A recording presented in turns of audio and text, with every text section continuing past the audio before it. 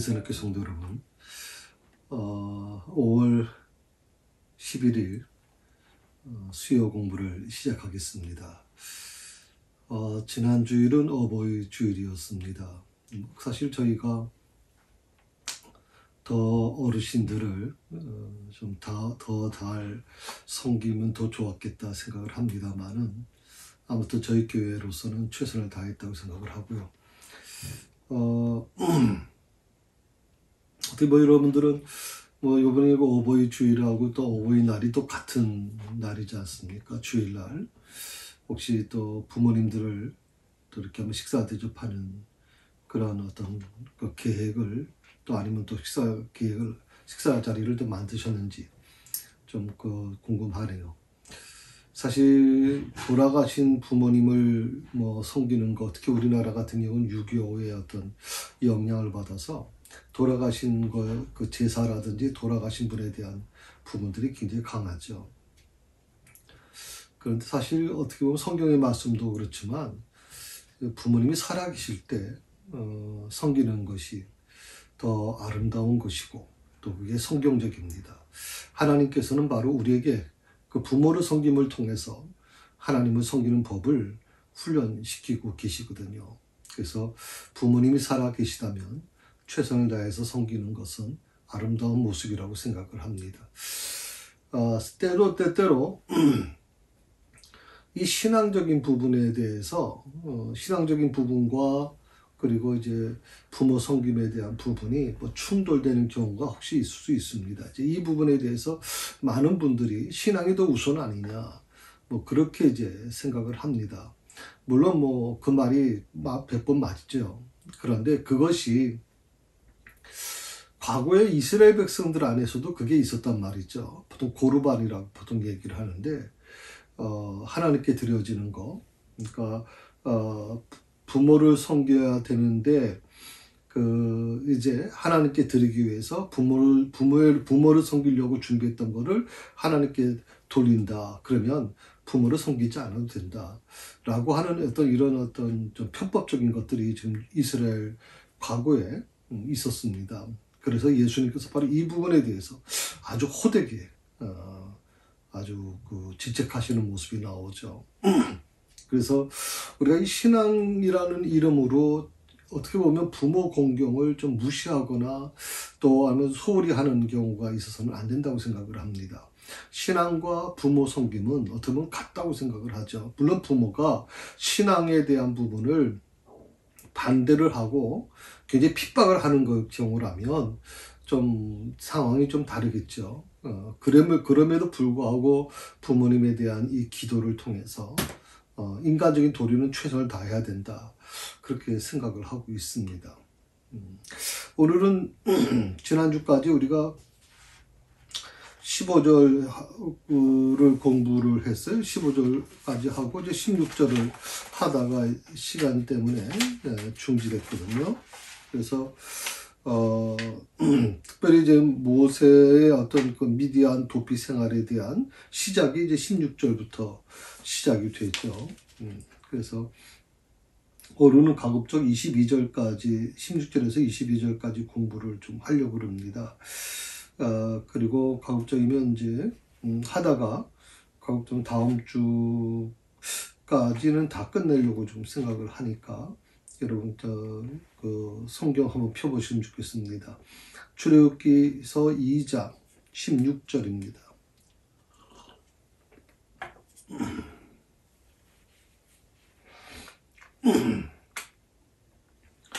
예, 16절에서 22절 같이 천천히 말씀을 읽도록 합니다. 미디안 제사장에게 7달이 있었더니 그들이 와서 물을 길어 구유에 채우고 그들의 아버지의 양떼에게 먹이려 하는데 목자들이 와서 그들을 쫓는지라. 모세가 일어나 그들을 도와 그 양떼에게 먹이니라. 그들이 그들의 아버지 르우엘에게 이를 때에 아버지가 이르되 너희가 오늘은 어찌하여 이같이 속히 돌아오느냐. 그들이 이르되 한 애굽 사람이 우리를 목자들의 손에서 건져내고 우리를 위하여 물을 길어 양떼에게 먹였나이다. 아버지가 딸들에게 이르되 그 사람이 어디 있느냐 너희가 어찌하여 그 사람을 버려두고 왔느냐 그를 청하여 음식을 대접하라 하였더라.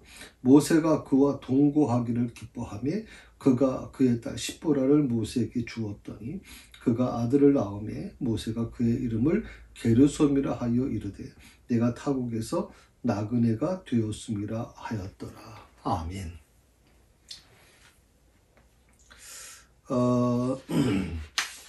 특히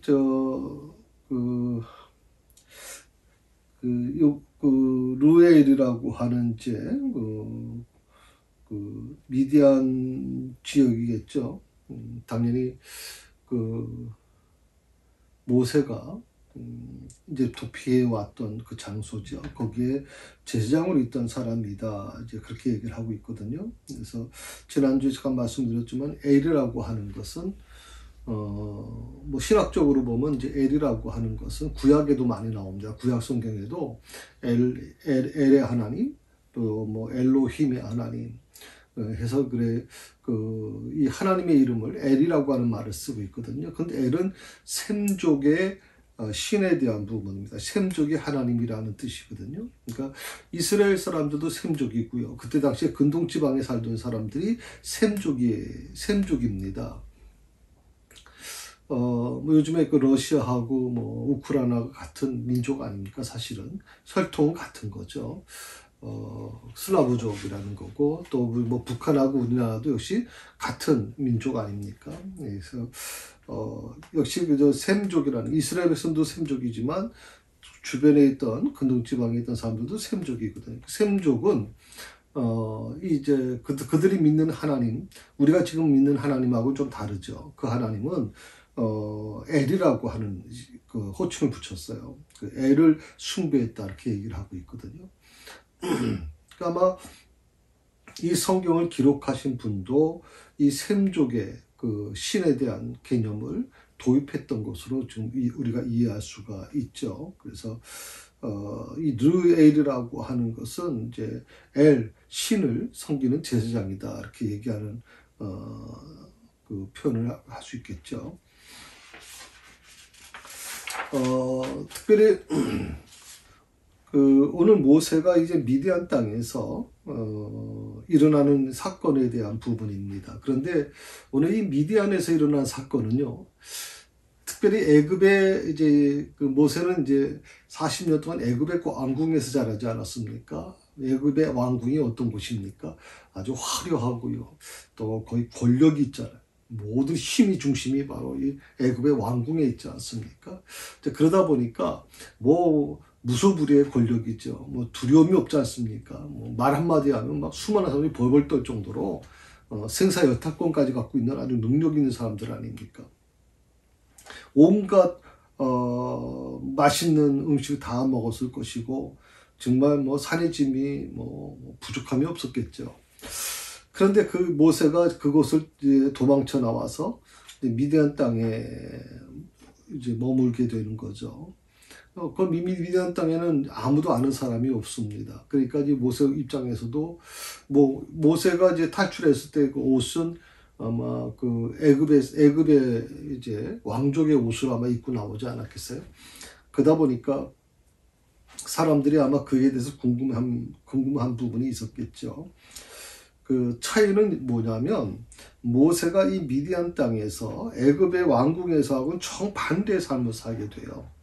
애굽의 왕궁에서는 조금 전에 말씀드린 것처럼 화려하고 권세 있고 뭐 모든 사람들이 고개 숙이는 정말 같은 대단한 그 권세의 위치에 있었다면 이 미디안 땅에서는 그야말로 낮아도 더 낮은 자리에서 그를 이제 살아갈 수밖에 없다는 것이죠. 특별히 미디안 땅에서 모세는 섬김이라는 것을 통해서 하나님의 인도하심을 받아요. 섬김. 뭐 모세가 처음부터 참 애굽의 왕궁에 살면서도 그 민족, 히브리 민족이 내 혈족이라는 것, 내 동족이라는 것을 잊어본 적이 없죠. 그래서 그런 부분에 대해서 많은 마음의 가짐을 가졌지만 그는 자기가 이 문제를 해결하려고 그랬습니다. 그것은 뭐냐면 제가 권력의 서열 2, 9, 뭐 2, 3이죠. 뭐 어머니가 있고 또 바로 왕이 있고 그 다음에 이제 다음 서열이 자기겠죠. 이렇게 어떻게 보면 강력한 서열에 위치해 있는 이 모세, 늘 대접받고 존경받는 이 자리에 위치해서 그야말로 이제 모든 것을 잃어버린 그야말로 그런 삶 속에 살아갈 수밖에 없었던 이 모세는 철저하게 섬김을 통해서만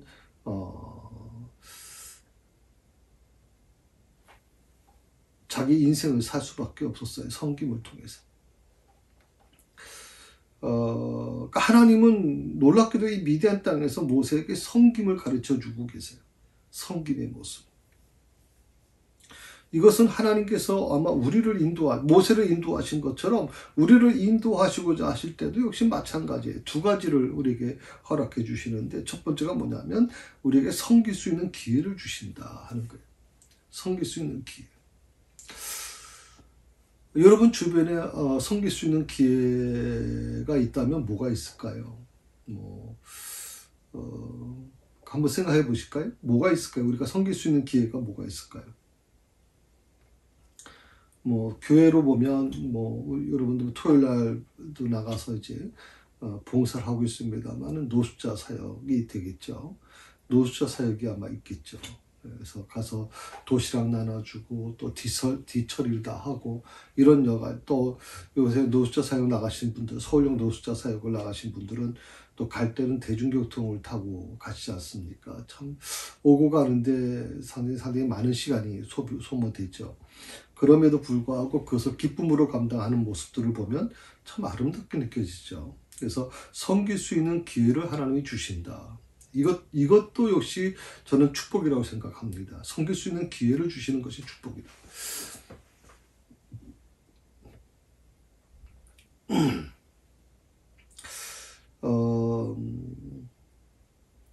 참 사람이 그렇습니다. 참 건강하던 사람이 어느 날 갑자기 중환자실로 가서 생사에 대한 부분을 정확하게 알 수 없을 정도로 굉장히 극심한 고통 속에 계셨던 분들이 또 우리 주변에 많이 있잖아요. 사실 아무런 걱정이 없던 분이 어느 날 갑자기 보면 부고통지서를 받게 되는 거예요. 참 그럴 때 그 장례식장에 다녀올 때 마음이 편치는 않습니다. 사실 어떻게 보면 우리가 섬길 수 있을 때 섬기는 거, 이것도 큰 축복이라고 저는 생각하거든요. 섬길 수 없을 때가 옵니다, 여러분. 건강을 잃어버리고 내가 뭘 하고 싶어도 할 수 없는 단계가 오거든요. 그래서 건강할 때 정말 하나님을 위해서 열심히 우리가 섬기고 봉사하는 거 저 굉장히 중요하다고 생각합니다. 교회 사역도 마찬가지죠. 역시 굉장히 중요한 부분이라고 생각할 수 있어요. 자, 두 번째가 뭐냐면 하나님께서 우리를 인도해 나가실 때 우리에게 그 기회를 사서 섬길 때 그것을 도구로 하여서 우리를 인도하신다는 것을 우리에게 그렇게 말씀하고 계시거든요. 기회를 사서 섬기는 거. 사실 어떻게 보면 우리가 섬기는 것도요, 그냥 하고 싶어서 내가 하고 싶다 그래서 하는 것도 물론 있겠죠. 그러나 이제 보면 기회를 산다라고 하는 이 부분이 굉장히 좋은 표현이라고 저는 생각을 해요. 기회를 산다. 그래서 우리가 아까도 노숙인 사역 얘기했습니다. 노숙인 사역으로 해서 내 돈을 내서 대중교통을 타고 나가야 되고 시간을 허비해야 되고 소모해야 되잖아요. 그리고 내 건강도 또 소모해야 되고, 이 모든 것은 어떻게 보면 기회를 사서 섬기는 거, 이것이 굉장히 우리에게 중요한 부분이죠. 그러니까 섬기려고 할 때 그냥 내 마음 내키는 대로 이루어지는 거 아니잖아요.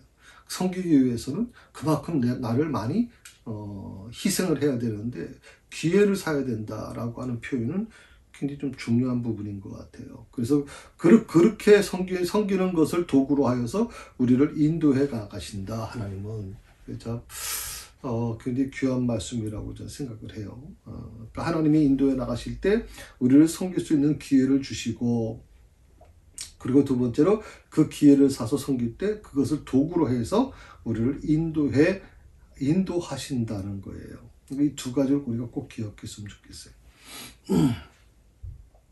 그런데 하나님께서 모세를 인도해 주시기 위해서 이 모세에게 허락해 주신 기회가 뭐냐 이 말이죠. 그 기회가 뭐냐. 그러니까 모세로 하여금 섬길 수 있는 기회, 그 하나님이 허락해 주신 섬길 수 있는 기회가 뭐냐.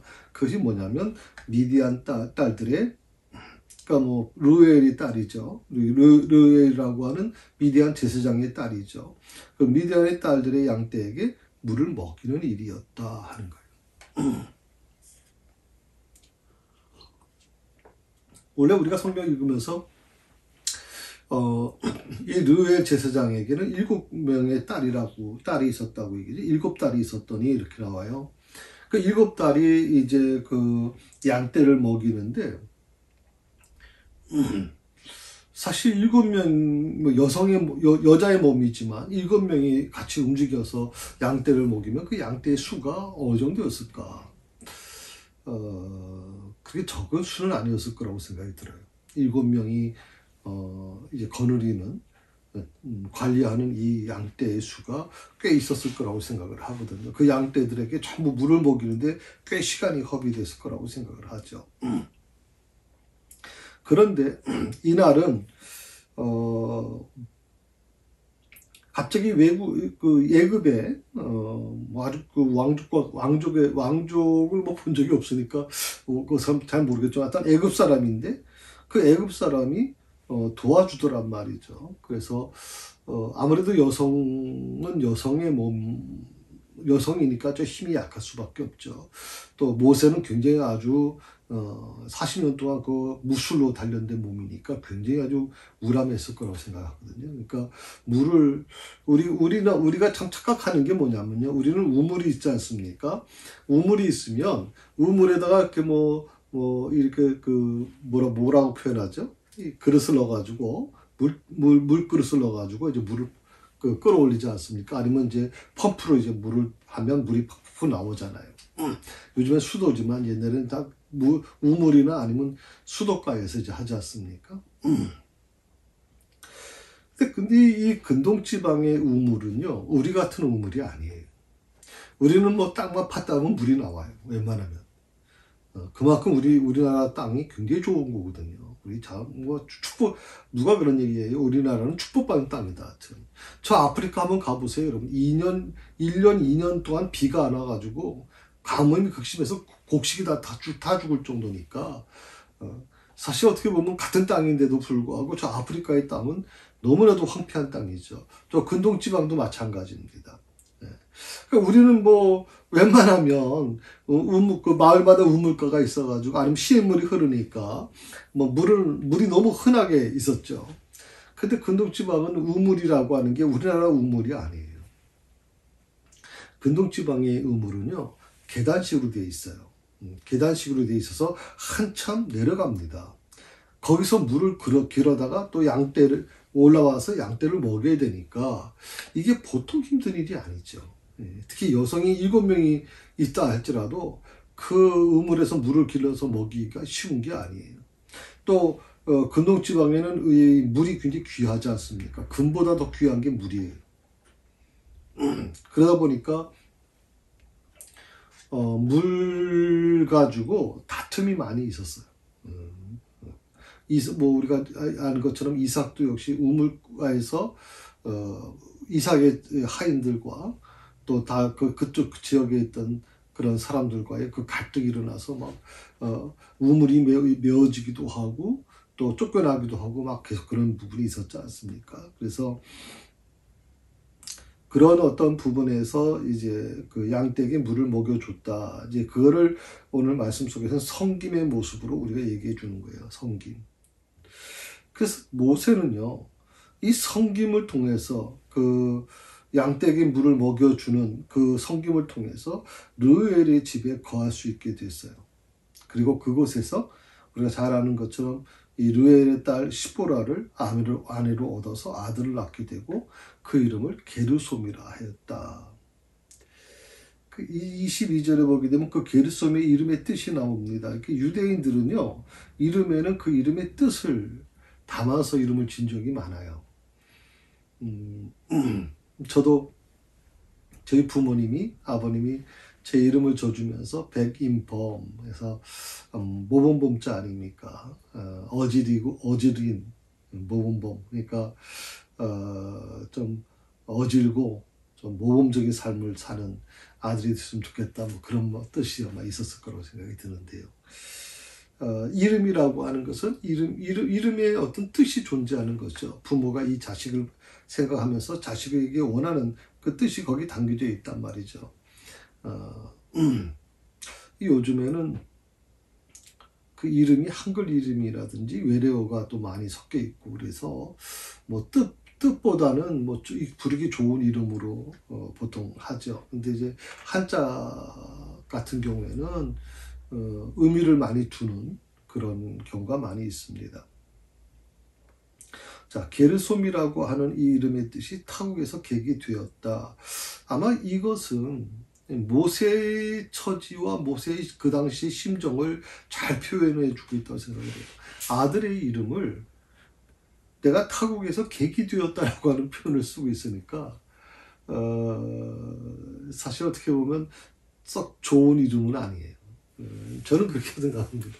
모세가 어떤 뜻으로 그 아들의 이름을 게르솜이라고 줬는지 모르지만 타국에서 객이 된 것이 그렇게 이름 좋은 이름은 아니지 않습니까? 그만큼 모세의 어떤 현실과 모세의 처지를 잘 설명해주고 있다고 생각을 하게 됩니다. 아마 어떻게 보면 이 모세는 이 큰아들 게르솜이 자라는 그 게르솜의 모습을 보면서 아들의 모습을 보면서 아마 그 타국에 객이 되었던 그런 모습이 많이 있었을 거라고 생각이 듭니다. 17절 말씀을 한번 보실까요? 17절 목자들이 와서 그들을 쫓는지라 모세가 일어나 그들을 도와 그 양떼에게 먹이니라. 쫓았다. 목자들이 와서 그들을 쫓는지라. 그러니까 쫓는다라고 하는 표현이 몰아낸다, 쫓아낸다, 괴롭힌다라는 뜻이 있어요. 그러니까 이 여자들 젊은 여자들이죠. 젊은 여성들이 와서 이제 양떼를 관리하고 물을 하다 보니까 이 목자들의 어떤 성격이 여러분 아시는 것처럼 대부분 야외에서 살잖아요. 그리고 짐승으로부터 이 양떼를 보호하기 위해서 굉장히 강한 아주 거친 부분들이 존재하는 거죠. 그래서 굉장히 좀 거칠 수밖에 없어요. 그러다 보니까 먼저 물을 먹이기 위해서 굉장히 좀 그런 부분도 있었을 것이고요. 그리고 또 19절에 말씀해 보게 되면 그들이 이르되 한 애굽 사람이 우리를 목자들의 손에서 건져내었다라고 표현하거든요. 그러니까 이 당시에 이 미디안에 있는 목자들이 이 르웰의 딸들에게 굉장히 좀 음흉한 그런 수작을 걸어온 것이 아닌가. 단순히 어떤 물을 먹이는 과정에서 좀 순서를 앞당기는 그런 다툼에서 멈추는 게 아니라 좀 남자들이 어떤 여성들에게 좀 수작을 부리는 그런 일도 아마 있었던 것 같아요. 특별히 17절에 보면 모세가 일어났다라고 나오거든요. 일어나라고 하는 표현이 나와요. 히브리어에 보게 되면 이제 쿰이라고 하는 뜻이에요. 쿰. 이 표현은요. 여러분이 어디서 성경에서 많이 보셨냐면 이제 예수님께서 소녀야 일어나라라고 할 때 달리다 쿰. 우리 달리다 굼이라고 표현하지만 달리다 쿰이라고 표현하죠. 쿰. 일어나라. 쿰.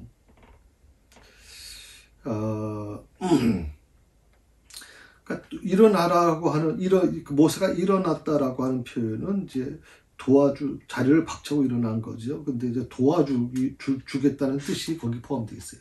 도와주겠다. 사실 목자들이 혼자 움직이지는 않을 거 아닙니까? 보통 목자들은 굉장히 좀 많이 동원되지 않습니까? 근데 이 모세 같은 경우는 혼자인데, 호홀단신인데, 또 그럼 많이 지쳐있지 않겠습니까? 그 당시에 근동지방에서 물론 손님을 지나가는 나그네를 객을 좀 도와주는 것들이 일상화되어 있다 그러지만, 그럼에도 불구하고 정말 그 도피하면서 그 미디안 광야로 도피해 오면서 많이 지쳤을 거라고 생각이 들거든요. 그 몸 상태로 여러 상대를 맞선다는 게 결코 쉽지는 않았을 거라고 생각해요. 그래서 여기에는 한 두 가지로 우리가 모세를 좀 분석할 수가 있다고 생각을 합니다. 첫째는 모세하면 여러분 뭐 생각이 나십니까? 모세하면 그 의로운 거 아니에요. 그 자기 히브리 동족이 채찍에 맞고 이제 그 애굽의 그 관리인이 막 이제 채찍으로 때리니까 이제 그게 격분해가지고 그 의로움이라는 거예요. 그 의로움이 결국에는 이 애굽 사람을 죽이는 데까지 가지 않습니까? 근데 이 모세에게는 그런 성격이 있었던 것 같아요. 굉장히 의로움이라고 하는 표현이 의로운 성격이다라고 하는 표현이 이게 좀 의롭다라고 하는 표현을 해석하는 과정에서 아직은 모세에게 그런 건 아니죠. 그러나 아직 모세가 다듬어지지 않다 보니까 과거의 의협심이라거든 의로움 성격이라고 하는 표현보다는 좀 의협심? 그렇게 표현하는 게 더 나을 것 같아요. 의협심. 여성들이잖아요. 미디안의 여성들. 7명이지만 여성들이잖아요. 여성들을 향해서 좀 이 남자 목자들이 막 수작을 걸고 물 먹는 그 순서를 빼앗으려고 하고 이런 것들이 아마 이 모세에게 있어서는 굉장히 의협심이 아마 일어났을 거라고 생각이 들죠. 예. 어떤 약자가 핍박받는 것을 그냥 두지 못하고 아주 그런 의로운 성격이 있었기 때문에 좀 이 목자들과 맞서지 않았나 생각할 수 있어요. 두 번째 여기에서 우리가 모세를 보면서 느끼는 거는 모세가 참 대단했던 사람이다라고 생각을 해봐요. 왜냐하면 이 목자들 조금 전에도 말씀드렸지만 여러분 광야에서 밤을 지새면서 이 짐승으로부터 이 양떼를 보호하기 위해서 굉장히 아주 거친 성격을 갖고 있는 사람들이에요. 모습들도 굉장히 거칠어요. 그런데 그 모세는 혼자 아닙니까? 여러 명의 아마 그런 여러 상대가 있었을 텐데 그걸 다 이겨낸 거 보면 굴복시킨 거 보면 아마 모세에게는 애굽 중중에서 익혔던 대단한 무예였을 거라고 생각이 들거든요. 어릴 때부터 그런 훈련을 받았기 때문에 굉장히 강력한 훈련을 받은 그런 사람이거든요. 그래서 그런 어떤 모세라고 하는 인간적인 모세가 갖고 있는 어떤 대단함이 있었다고 좀 생각할 수가 있습니다. 자, 우리가 일어나라고 하는 표현 좀 다시 한번 여러분 생각해 주세요. 다 일어나. 모든 우리가 살아가는 과정에서 이 쿰이라고 하는 일어나라고 하는 모세가 일어났다라고 하는 표현이 중요해요. 혹시 여러분들이 삶을 살아가면서 우리가 일어나기 위해서는 어떻게 해요? 앉았던 자리를 털고 일어나야 되잖아요. 코로나로 인해서 상당히 많이 우리가 지쳤고요.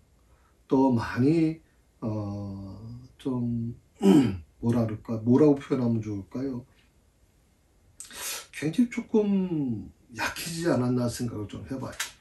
목회자인 저도 마찬가지입니다. 여러분 우리가 금요 기도회도 멈췄고요. 또 주일날 오후에 모이는 모임도 좀 멈췄고 식사도 멈추고 신방도 거의 멈추다시피 했고 이런 여러 가지 지금 멈춤들이 많아요. 근데 이제 일상으로 복귀되는 과정인데 어떻게 보면 이 일어난다라고 하는 표현이 저는 굉장히 중요하게 생각을 해요. 모세가 일어났다라고 하는 거. 어떤 일을 하기 위해서 준비 단계죠. 준비 단계에서 결행에 옮기는 과정이거든요. 우리가 이 코로나라고 하는 것에서 움츠렸던 것에서 어떻게 우리가 일어나야 되지 않겠나. 우리의 그 심령이 일어나야 되고 우리의 신앙이 다시 일어나야 되겠다. 주저앉아 있는 또 안이해져 있는 우리의 신앙이 점점 다시 한번 일어나야 되겠다. 회복돼야 되겠다. 멈췄던 우리의 전도도 다시 회복돼야 되겠다. 우리의 찬양도 다시 회복돼야 되겠다. 정말 뜨겁게 막 찬양하고 정말 열정적으로 하나님께 나가 기도하고 좀 이런 과정이 필요하지 않겠나. 그러기 위해서 지금 일어나는 과정이 필요하다. 저는 이 일어나는 과정이 아직은 지금 5월달까지는 지금도 한 2만 명, 3만 명 많이 내려오긴 내려왔어요. 그렇지만 아직도 조금 멈칫거리고 있죠. 분명히 중대본에서는 그렇게 발표했습니다. 야외에서는 마스크 벗어도 됩니다. 실내에서만 또 실외에서도 50인 이상이 밀집되어 있을 때만 마스크 쓰십시오라고 얘기를 했거든요. 그렇게 발표했거든요. 근데 요즘에 제가 운동을 하다가 마스크 벗고 하다 보면 다 주변에 그 운동하시는 분들, 조깅하시는 분들이 전부 다 마스크 쓰고 계세요. 길에서도 그렇고 마스크 안 쓰는 사람보다는 마스크 거의 한 90 몇 프로는 다 마스크 쓰신 것 같아요. 우리나라 사람들 참 저는 대단하다고 생각을 합니다. 우리나라 사람들 정말 참 괜찮은 민족이에요. 마스크 벗어도 된다는데 안 벗잖아요. 참 미국 같았으면 난리 나죠. 마스크 벗는다고 오히려 데모하고 난리 칠 정도인데 참 그런 거 보면 우리나라 민족이 참 순종하고요. 잘하는 것 같아요. 그래서 일어나는 것이 우리 삶 속에서 저는 계속 우리 진행되기를 바라고요. 우리 교회 여러분을 위해서 기도해 주셔야 돼요. 우리 교회가 영적으로 다시 일어나기를, 전도의 문이 다시 일어나기를, 또 모든 각 분야, 기관들 모든 분야가 또 TLC도 그렇고 다시 일어나기를 자리를 박차고 일어나야 된다 생각을 하고 있습니다. 그렇게 위해서 기도해 주셔야 될 것 같아요. 그리고 18절에 있는 말씀입니다.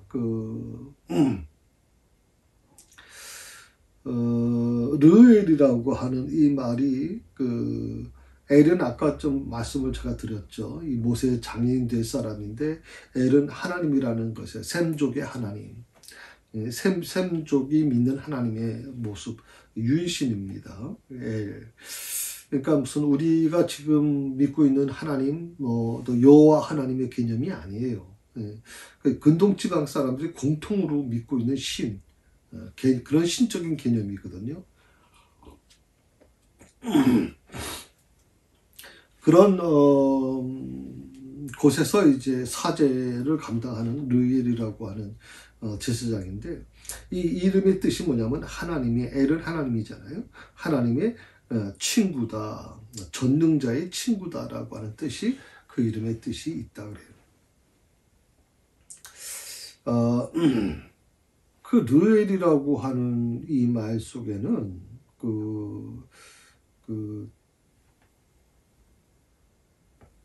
오늘 출애굽기 2장에는 르엘이라고 표현을 했지만 3장에 보시게 되면 이렇게 나오죠. 출애굽기서 3장 모세가 그의 장인 미디안 제사장 이드로의 땅들, 갑자기 3장에서는 이드로라고 말이 나와요. 2장에서는 르엘이라고 했는데 이것은 아마 어떻게 보면 르엘이 오늘 본명이 아니었겠느냐. 그리고 이드로라고 하는 이 이름은 제사장이 된 후에 얻은 공식적인 어떤 명칭 아니냐. 그렇게 얘기하는 겁니다. 이드로.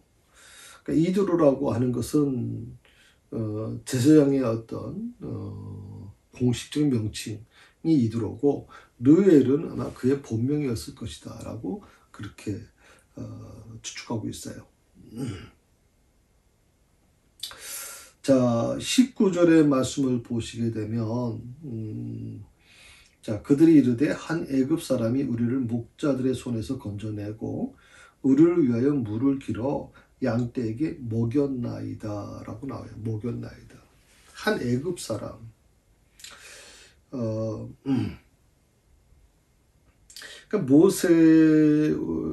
모세의 어떤 그 용모가 또 그의 기품이 아주 전형적인 애굽인의 모습이었을 것이다. 애굽인의 모습. 아주 멋있잖아요. 예, 보통 애굽인들 보면 제가 사진 있으면 좀 보여드렸으면 좋았을 것 같은데 금으로 된 목에 차죠. 목에 차고 또 그 허리에도 허리띠가 차져 있고 또 머리에도 뭔가 쓰고 있죠. 예, 왕관은 아니지만 머리에도 씁니다. 그래서 사실 애굽 사람들은요, 애굽의 그 왕족들은 굉장한 아주 겉으로 봐도 아주 기품이 있었거든요. 또 애굽 왕실에서 철저한 교육을 받고 성장했으니 얼마나 대단했겠습니까?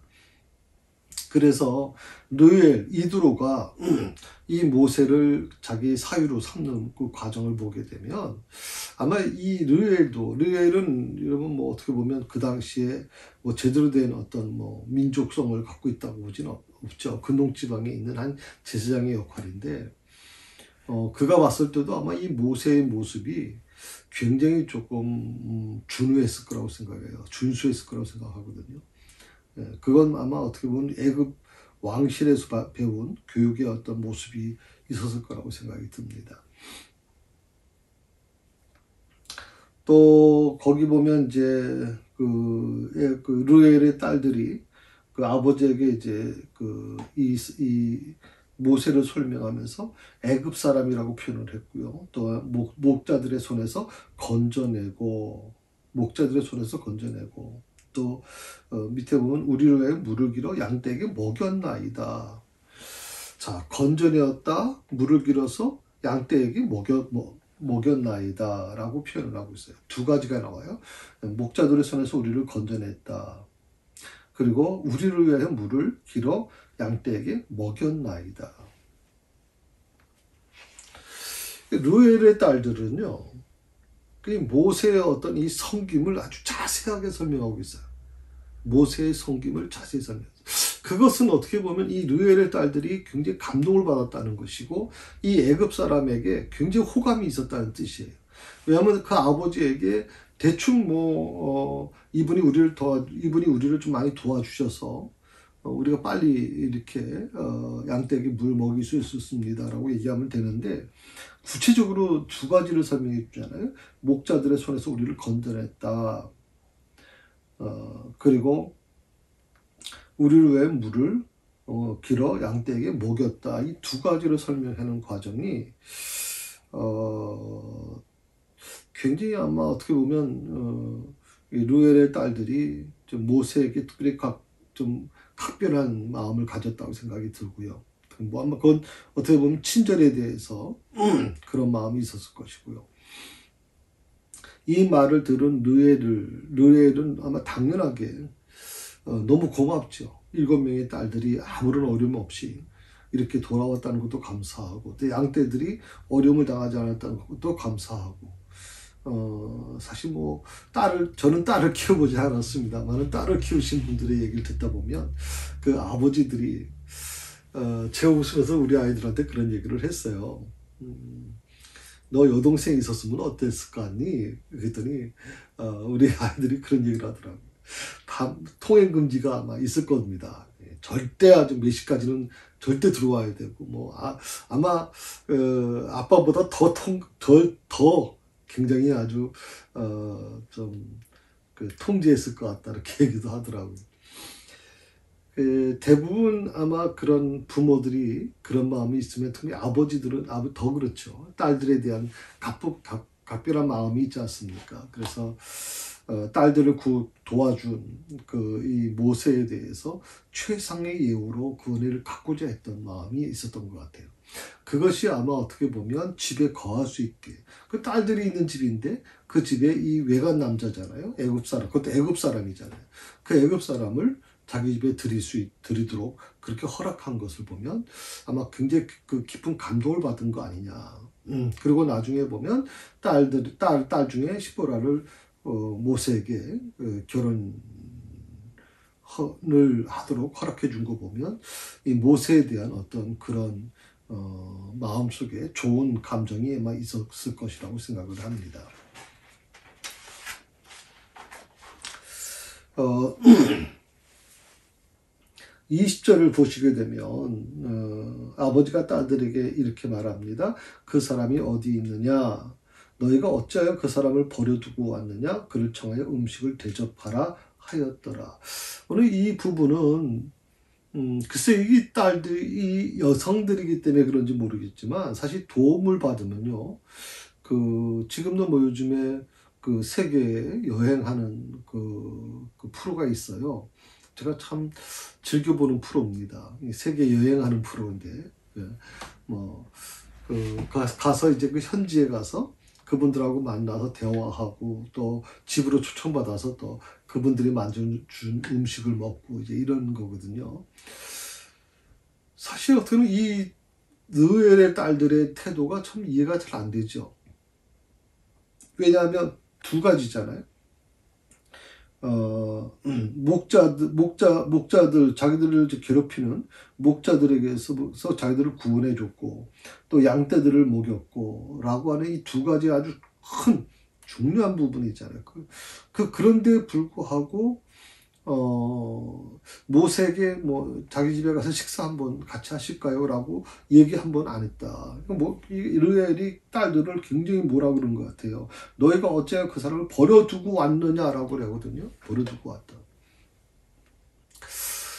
이 부분은 모르겠습니다. 그 당시에 여성들과 남성과의 어떤 그 관계에 있어서 그런 어떤 구별이 있었는지는 잘 모르겠습니다만은 사실 근동지방의 어떤 그런 내용을 보게 되면 모르는 사람도 집에 초청해서 나그네를 대접하는데 자기는 그 두 가지나 아주 큰 도움을 준 이 모세를 두고 왔다는 것에 대해서 어떻게 보면 굉장히 좀 르엘이 딸들에게 좀 훈계하는 모습이 나오죠. 그를 청하여 음식을 대접하라라고 그렇게까지 구체적으로 말합니다. 이건 버린다라고 하는, 버리고 왔느냐, 버려두고 왔느냐라고 할 때 이 버리고라고 하는 이 말은,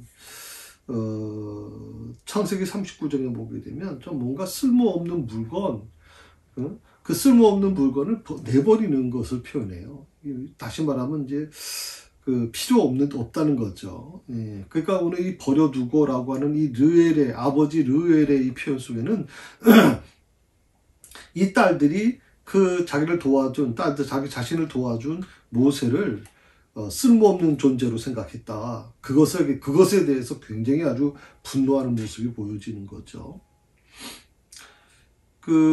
어떻게 보면 두 가지가 있겠습니다. 자신들의 안전만을 위해서 황급히 피신해 옴으로써 은혜를 갚기를 가벼이 여긴 딸들에 대한 호된 책망이 거기 안에 있는 것 같고요. 또 하나는 은인에 대한 감사의 마음을 강조해주는 표현도 거기에 있습니다. 그래서 특별히 이제 음식을 대접해라, 그를 청하여 음식을 대접하라라고 하는 오늘 아버지 르엘이 딸들에게 얘기하는 건데 어떻게 보면 뭐 제가 누누이 말씀드리지만 귀한 손님에게 정성껏 마련한 음식을 대접하는 것은 고대 근동 지역의 오래된 풍습이에요.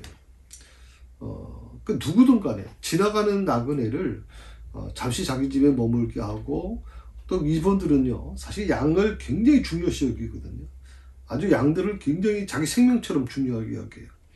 그런데 나그네가 지쳤을 때 나그네를 대접하는 데 있어서 자신들도 자주 먹지 않는 이 양을, 나그네를 이름도 몰라요. 아무도 모르는데도 불구하고 그 나그네를 위해서 양을 잡아서 고기를 대접하고 한단 말이죠.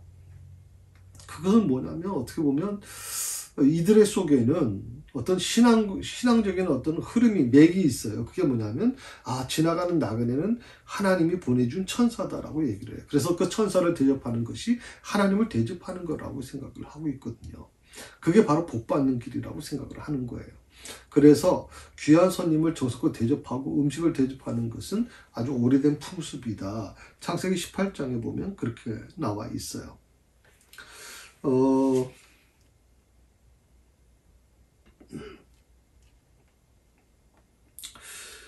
창세기 18장 5절에 보게 되면 내가 먹을 것을 가져오겠습니다. 이왕 종에게 오셨으니 음식을 자주시고 힘을 얻으신 다음에 갈 길을 가소서.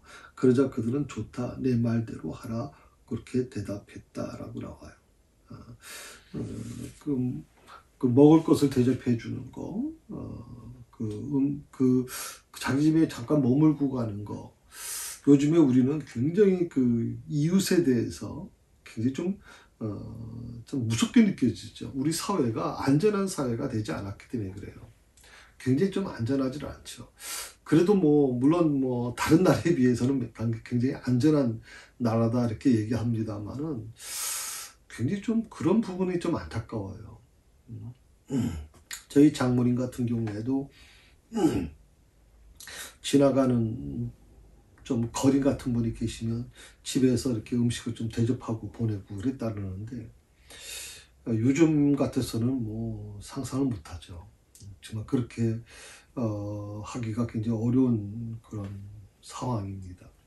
여기서 그 모세와 루엘 간에 주고받은 어떤 선행의 모습을 보면서 모세는 아무 조건 없이 그 루엘의 딸들을 도와줬어요. 그들을 그 목자들의 손에서 구해내줬고 또 그 양떼들을 일일이 다 물을 길어서 먹여주고 그런 선행을 베풀었고요.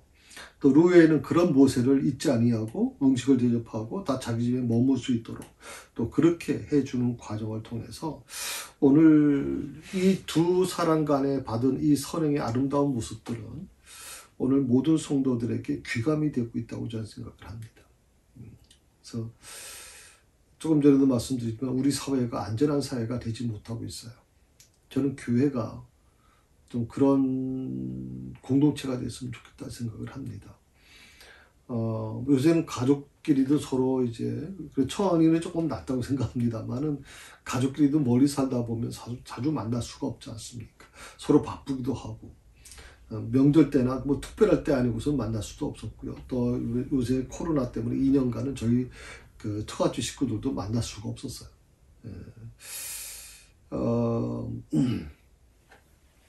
그런데 어떻게 보면 이런 그 모습들이 오늘 우리 성도들에게 귀감이 되고 있다라고 생각을 해요.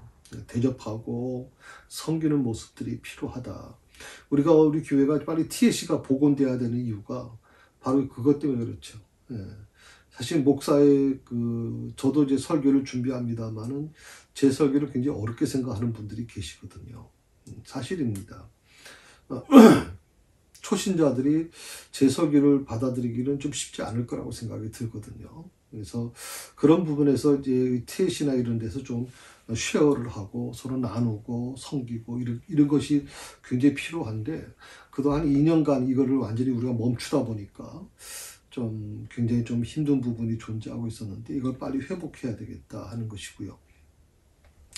또 전혀 어떻게 보면 모세가 어떤 보상을 바라고 도운 거 아니지 않습니까? 그러니까 보상을 기대하지 않았는데 보상을 기대하지 않는 구제였는데 그럼에도 불구하고 놀랍게도 그것이 되돌려받게 되는 모세로서는 그 연고지가 없었는데 이것 때문에 연고지가 생겼고요. 잠잘 수 있는 공간이 생기고 또 거기 딸들하고 딸하고 결혼해가지고 또 자식도 얻어지고 이거 참 큰 축복이죠. 그러니까 주는 자가 복이 때 주님께서 말씀하신 건 주는 자가 복되다 했습니다. 우리가 받는 것보다는 주는 자의 편에 서는 게 전 바람직하다고 생각합니다. 그래서 하나님께서 늘 우리가 기도할 때마다 그런 기도 드렸죠. 하나님 받는 것보다 주는 자가 되게 해 주십시오. 주는 자. 그래서 그런 어떤 축복이 저는 여러분의 삶 속에 임하기를 간절히 원합니다. 오늘은 20절까지 하고요. 다음 주 이제 마무리 하도록 그렇게 하겠습니다. 자, 편안하시고요. 또 한 주간 또 여러분 좀 잘 지내시고, 요즘에 또 가정의 달이고, 이제 곧 스승의 날도 또 오는데, 참 저희 때하고는 좀 다르긴 하겠습니다만은, 좀 여러분들이 그런 가정의 달에 자녀와의 대화도 많아졌으면 좋겠고, 부부간에도 좀 대화를 많이 하셨으면 좋겠습니다. 기도하십시다. 주는 자가 복되다 하셨습니다. 어떻게 보면 우리가 사는 이 세상은 주는 것보다 받는 것에 익숙해져 있습니다. 그리고 감정의 조절이 잘 안 됩니다. 자기 기분 내키는 대로 그렇게 살아가는 사람들이 많아지고 있습니다. 목소리 큰 자가 이기는 사회예요.